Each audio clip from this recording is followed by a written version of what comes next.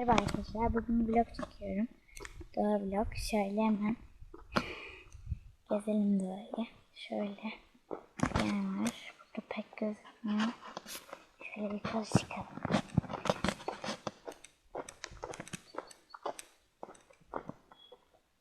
Duman mı var? Neyse.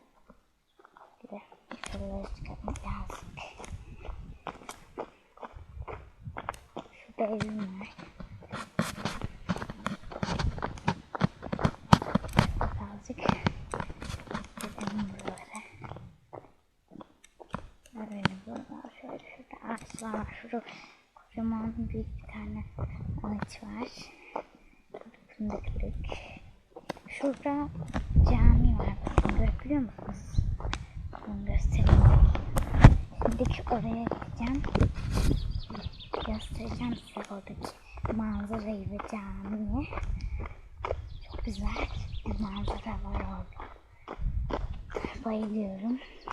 Şöyle gitmek istiyorum. Evet.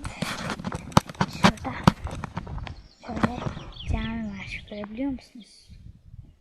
Şurada böyle bir manzara var. Çok güzel. Şurada bir tane okul var bakın. Orası kapalı ama.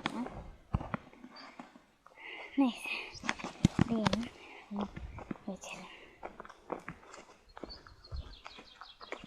Şöyle birazcık yukarılara gitmek istiyorum. Şuraları göstereyim şöyle.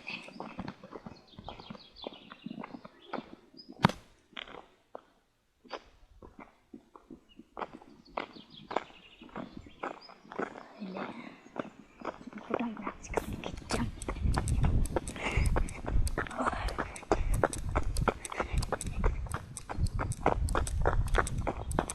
İşte adam şimdi buralarda burada bir tane ev var. Görebiliyor musunuz? Burası kuzenimin evi. Ama burada değil. Köyde değil yani. Şöyle göstereyim. Burada güzel bir şey var. Manzara.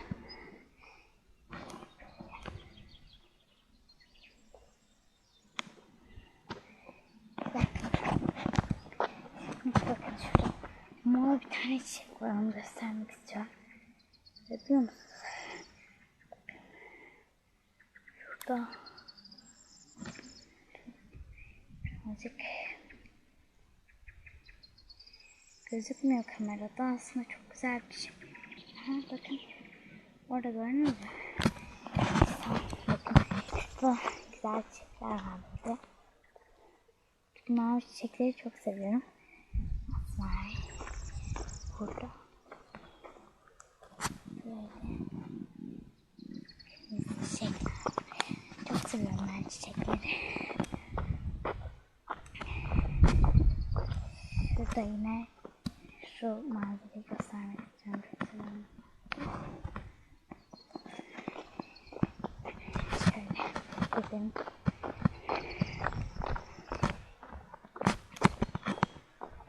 Şurada ağaçlar var, şöyle bir sürü.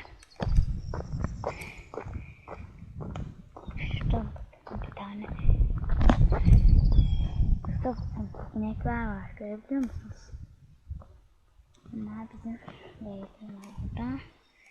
Şurada evler var.